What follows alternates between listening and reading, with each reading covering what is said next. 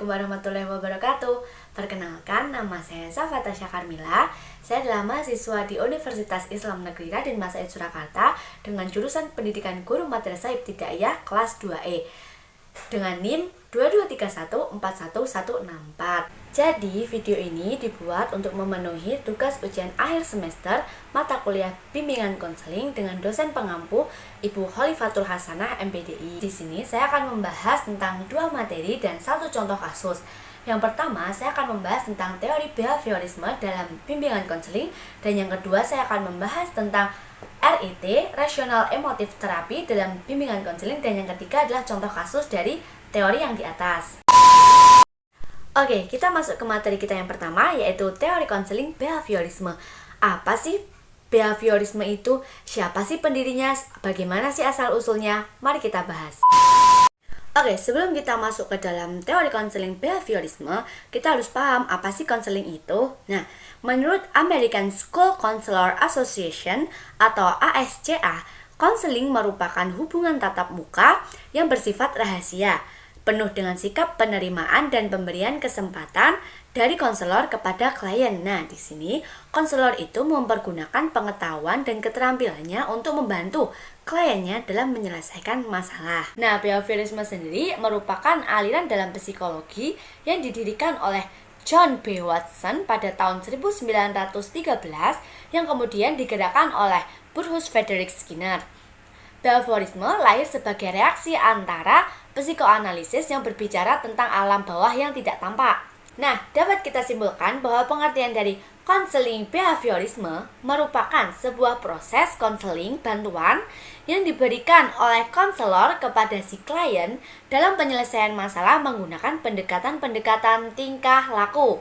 Nah, dan juga dalam penentuan arah kehidupan yang ingin dicapai oleh si klien sendiri.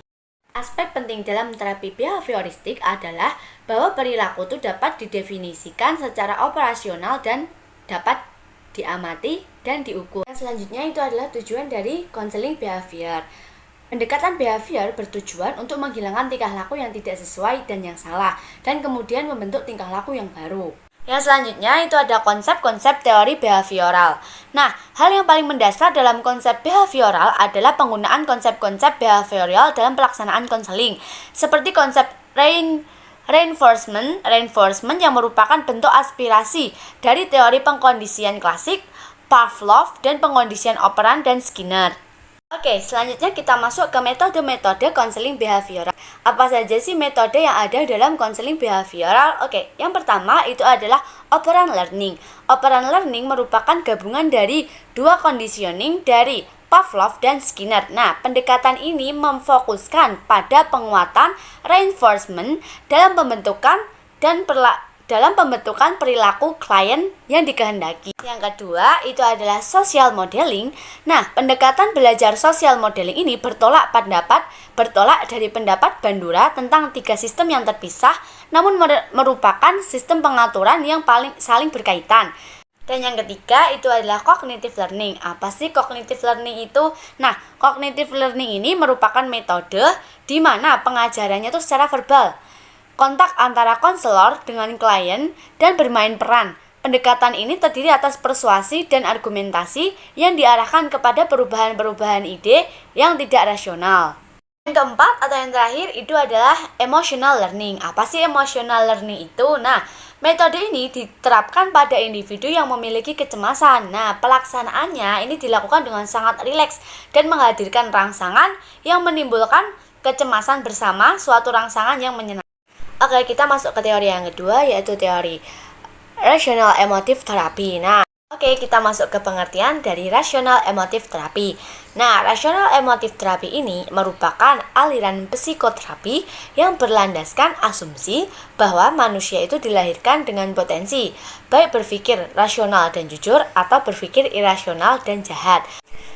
Yang selanjutnya kita akan membahas tentang teknik Rational Emotive Therapy. Itu ada 4. Yang pertama kita membahas tentang teknik pengajaran. Nah, dalam konseling Rational Emotive ini, konselor tuh mengambil peranan lebih aktif dari konseling.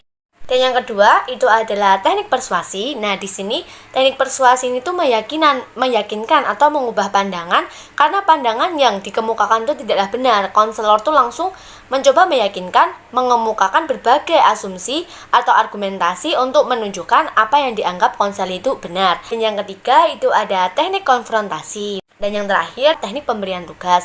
Dalam teknik ini, konselor tuh menegaskan konseli untuk mencoba melakukan tindakan tertentu dalam situasi nyata. Yang terakhir, kita masuk pada kelebihan dan kekurangan teori emotif terapi. Nah, yang pertama kita masuk ke kelebihannya dulu. Dapat mengubah keyakinan irasional. Dua, ada berfokus pada bagaimana individu itu menafsirkan dan bereaksi terhadap peristiwa yang terjadi pada dirinya.